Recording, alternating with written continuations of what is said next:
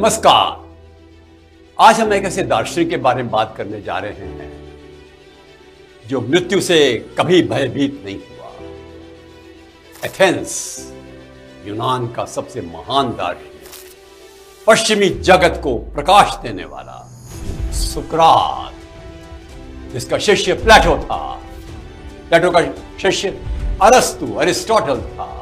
Aristotle का शिष्य Alexander the great था। ये वो काल था जब भारतवर्ष में भगवान महावीर और भगवान बुद्ध अवतरित हुए थे और चीन में कन्फ्यूशियस और लाओ त्से प्रकाशमान विश्व के ये चमकते हुए दीप्यमान सितारे थे।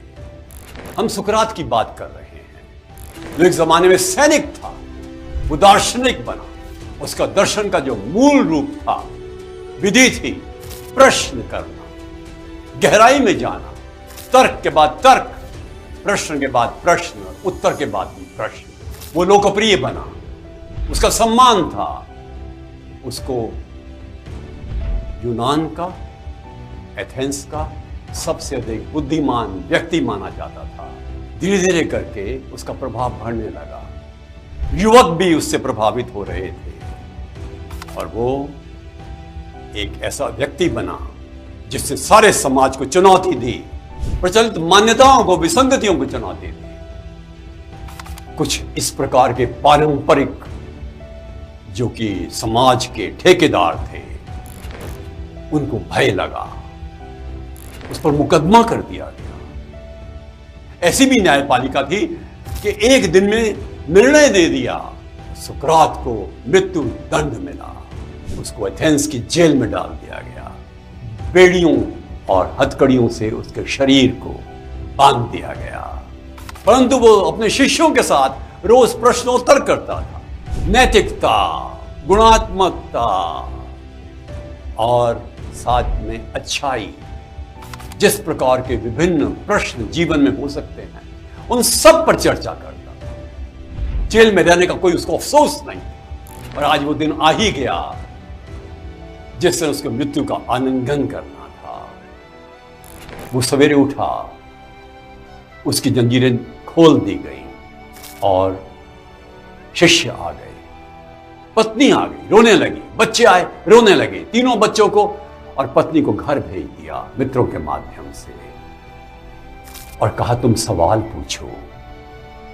उस वक्त भी मृत्यु के कुछ घंटे ही रह गए थे, प्रश्न और उत्तर चल रहे थे। शिष्यों को बड़ी कठिनाई हो रही थी पर सुकरात को नहीं। उसने स्नान किया और उसके बाद उसने गार्ड को कहा, प्रहरी को, लाओ जहर का प्याला।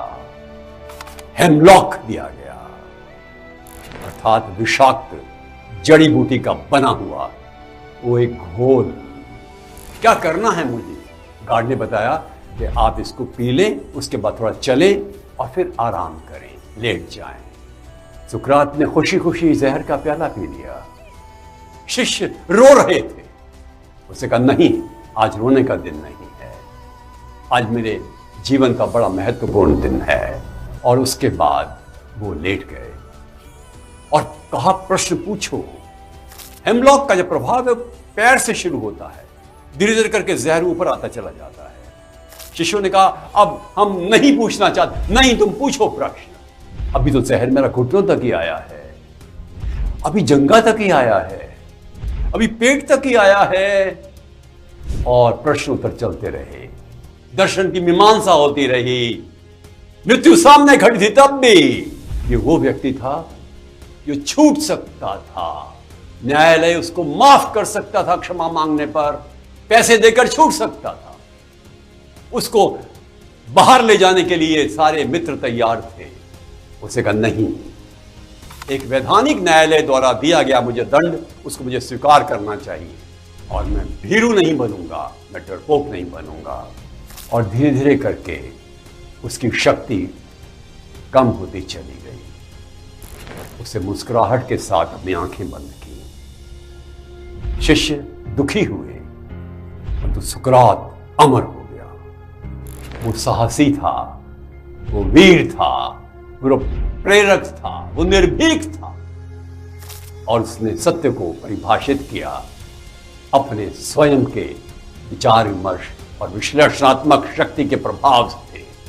कितनी महत्वपूर्ण बात है, मृत्यु से ना डरना। वो कहते हैं वो दार्शनिक क्या, वो व्यक्ति क्या जो मौत से डरे, जीवन का अंग है, उसको स्वीकार करो। सुकरात चले गए छोड़कर एक विरासत, साहस की, सत्य की और गुणात्मकता की। नमस्कार।